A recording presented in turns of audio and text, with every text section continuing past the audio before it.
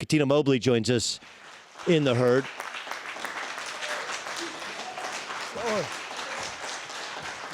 What's up, Cuttino? How you feel, man? I'm great. I'm great. Okay, look, I got the plan, and I actually like the Lakers more than most people do. I think maybe you add a shooter, you're the second best team in the West because I don't think Houston's as good, or Oklahoma City shoots the ball well enough. But there is this sort of discontent with LeBron doesn't have another superstar with him. Do you think eventually he'll get one?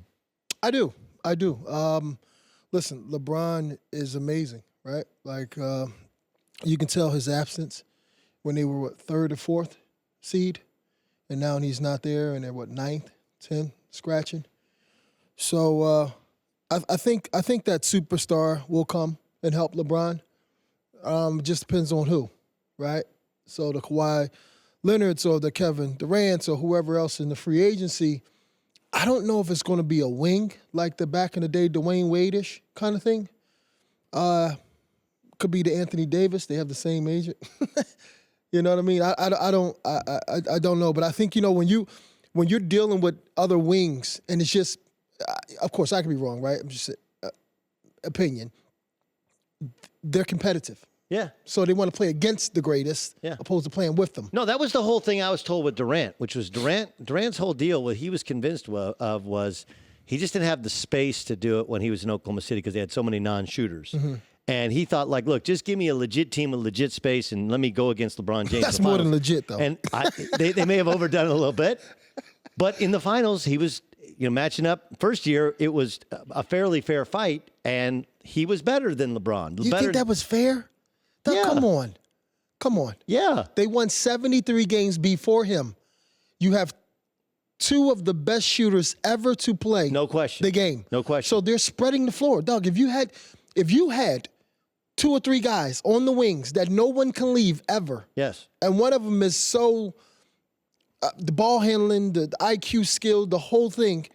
And you have Draymond Green and Iguodala and Sean Livingston, who are all point guards. Just giving it to them all day long. Kevin Durant, you can literally do what you feel like doing. Yes. So you have no pressure. Yes. Whereas though LeBron, by yourself. I don't think there's no pressure. I don't think there's no pressure on Durant. No, it's just more free. It's free. You don't have to really. You know what I mean? Like, even if you choke up for like 2 minutes, where in basketball 2 minutes that's a lot of possessions. Yes. You still have Stephen Curry, Klay Thompson, Draymond Green, Iguodala. And nothing taken away from him. Yes. But you can put all your energy into LeBron or on both ends, opposed to where LeBron has to think so much and do so much on the other side as a leader than what you have to do. That's why I think it's just so unfair for some people to say he dominated him. Well, I mean, like, look, if you go back, if we go back and relitigate the finals of 2 years ago. Remember, you had Kyrie, you had Kevin Love, right? You did have, and JR, you had hand-picked guys. Those are the guys he picked to create his own space.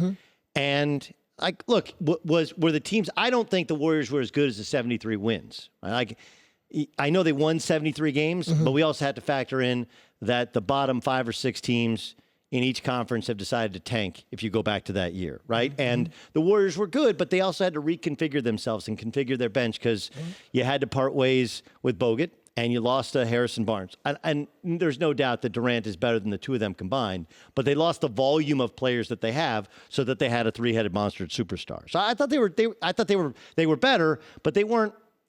I don't know if they're as dominant as people would lead you to believe. It's just a different type. It is different. Let me tell you why. Really quick. Kyrie Irving is a dribbler. Yes. He's a rhythm guy. Kevin Love, you're a spot up, but that's not really your true, right? You're not coming off screens and doing all that. You're spotting. You're not spacing the floor with the Cleveland Cavaliers like Golden State can space the floor. Even if Kyrie or Stephen Curry or Klay Thompson are missing shots, you're still going to stay with them. So now that gives you more room to do so much more. And you switch on everything. Whereas though Cleveland, y'all not that fortunate to do all those. It's interesting you bring that up. Cuttino Mobley joining me. I'm Doug Gottlieb in for Colin. This is the Herd. Joy Taylor alongside as always. Their ability to switch everything and hide Steph. Okay, just hide Steph as much as we can, and everybody else can switch and have great space. Right. It's different with with DeMarcus Cousins. Now you have two guys that people can attack defensively. Don't get me wrong. Right. He's, if healthy, he's way better offensively than anybody they've ever had as a scorer. Right. Bogut, I still think, is wildly underrated because he was a great screener, illegal or otherwise, and a great passer. Right. And he knew his role. He just kind of stayed out of the way. And he protected the interior, Correct. Right? Protected the rim. Yeah. Whereas DeMarcus, that they've always played small ball to win. Right. Now they'll have to play with more of a traditional big guy to win if they're going to play him down the stretch. Right. Are they as good a team with DeMarcus Cousins as people would lead you to believe? For a fact they are, right? Because DeMarcus can play from the high post like a Chris Webber. He can play at the elbow, the high elbow. He can do exactly what Draymond Green is doing. He just needs time to get his legs underneath him, the confidence back, and see exactly where Clay likes it, Steph likes it, which is as soon as they get on the court, they like the ball anywhere, so it doesn't really matter. But you have more point guards and high IQ guys on that team than I've ever seen on any team ever in my life. Have you seen that? Iguodala, Draymond Green, Sean Livingston, Stephen Curry.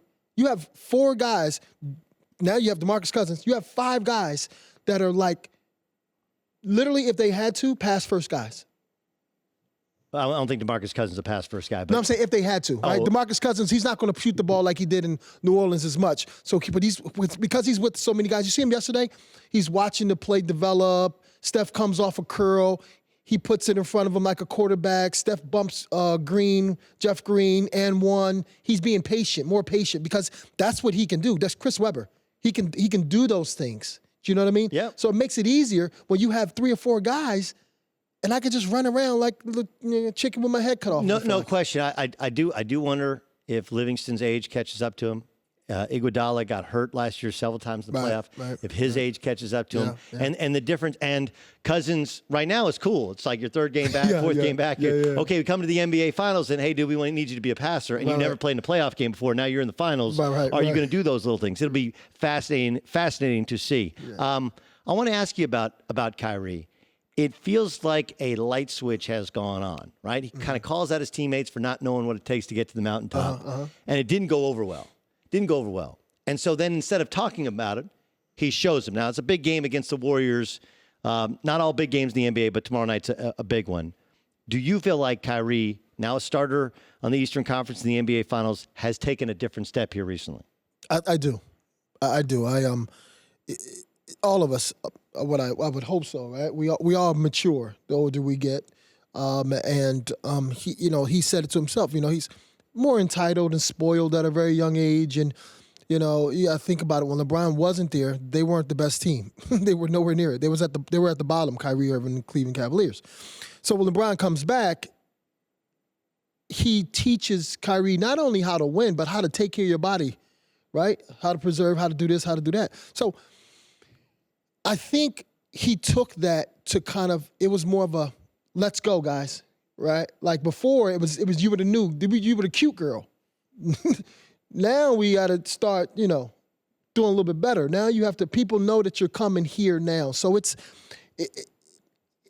the last, 2 weeks, 3 weeks? Yep. He's been a monster with it. Last 2 weeks, being a leader. Incredible. Being a leader, right? Because he's always can score and pass or whatever, but just being a leader.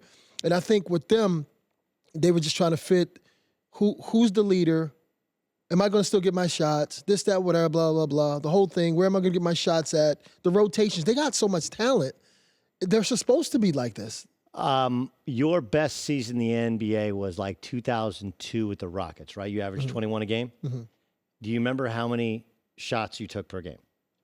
Gosh, I don't know. 17? What would you have been able to do with the number of possessions that James Harden has the ball with a high ball screen and everybody else is standing going, no, don't pass to me. You just go. Let me tell you something funny. You can look at the tapes back then. Steve, myself, AI. And AI was just so much quicker than everybody else. Stevie Francis. Stevie Francis, right. Stevie Francis, one of my best friends. I love him to death. I haven't seen him in a while. But when I was dribbling the ball up, before I got to half court, they were sending someone at me. Right. Like, and Tracy was talking about why don't teams run a double out? I have no clue. I just, listen. You average 18 and a half shots a game. 18 and a half. 18 and a half shots, 5.1 threes a game. So that was ahead. You guys were kind of ahead of your time in terms of the ball dominance, you and franchise. Franchise being Stevie Thomas. And then you had Kenny Thomas, who's like undersized big, like right now. Stevie Francis. Steve Francis. Kenny Thomas. Right. Was like an undersized big, stretch four kind of now thing. he would be a stretch 5 in today's NBA. Right. But I just so when you watch the way that Harden plays, do you like it? It's funny you say that. I'm a fan of James. I love everything that James does. It wasn't always like this. He was always getting everybody else involved. And listen, there were spot shots and guys were cutting to the basket and he was, lobs to Clint, Capela and blah, blah, blah, the whole thing. It just became more of like a more now ISO thing, and they're magnifying that, unassisted 61 points. He has to do that right now. But let's not get this twisted. He is a really good passer. No, he's a great passer. He's doing what he has to do right now, and what he has to do is dominate. Okay, I guess maybe the better question is, can he change his? Chris Paul comes back, Clint Capela comes back. You get ready for the playoffs. Does this become your default, where you're so used to dominating, so used to having the ball, and those guys are so used to waiting for him to create? Can they go back to playing where it's he and Chris Paul and getting other guys involved? Fact. You can? He's so good offensively that he can listen, he was passing the ball in the beginning. Last year before that. Yeah. Still dominating offensively. He just got a knack for the free throw line. Like Corey Maggette. Corey Maggette, I saw, had 27 points and shot the ball 5 times from the field and had 27. I don't know who does that. Corey Maggette does. James Harden's like that, where he has, he'll have 40 and 20 of the points is from the free throw line. I just want to know how many points you would have averaged if you took 24 shots per game and you took 13.5 threes per game and 11 free throws per game. I mean, that's beautiful. And you had the ball every time in your hands, high ball screen, everybody else standing outside the three-point line. You know what? I didn't have that conscience, right? Seriously, I didn't. Oh, you did, or you had a conscience? No, I didn't have that type of. I had a conscience. Yes. I didn't have that type of. You have to really have. Your narcissism has to be at a certain level. Yes. And not in a bad way. Yes. No, I got it. Do you understand what I'm saying? Like, you have to be like, you know what? It's my team. Because you're also going to get your shot blocked. Yeah. You're going to shoot an air ball. You're going to fire a scud up there. Yeah. And you got to keep going, keep firing, and believe you're going to make the next 10. And sometimes he does make the next 10. Yeah. So I texted him. They were playing Portland in Portland. And the first half, we had a terrible first half. And he shot literally like 9 or 10 threes and missed them all. And I was so pissed off. I'm like, I texted him like, yo, get to the 15-footer, bro. What are you doing? You're making it so hard. And in the second half, yeah, he shot some 15-footers, 14, some pull-ups. But, like, it's just that wave of basketball now where it's like either a layup or a three. Yep. He can do so much more, even though it seems like he's doing a lot scoring-wise. But his post-up game he don't do, starting offense from like a Gary Payton, his mid-range he don't do, where you can open it up. Stephen Curry does it. Yep. Klay Thompson does it. Kevin Durant does it. So now you have 3 phases. I have long, short, and long, mid, and short. Yeah. It makes it harder for defense to guard you. Yeah, he does get to the line. He puts you on the defensive. Great stuff. Cuttino Mobley. Cuttino, thanks so much for catching up with us. Yes, sir. Hi, everybody. Thanks for watching. Subscribe here to get the latest from the show. Also, be sure to check out more of the best clips from The Herd or go watch a few segments from other shows on FS1.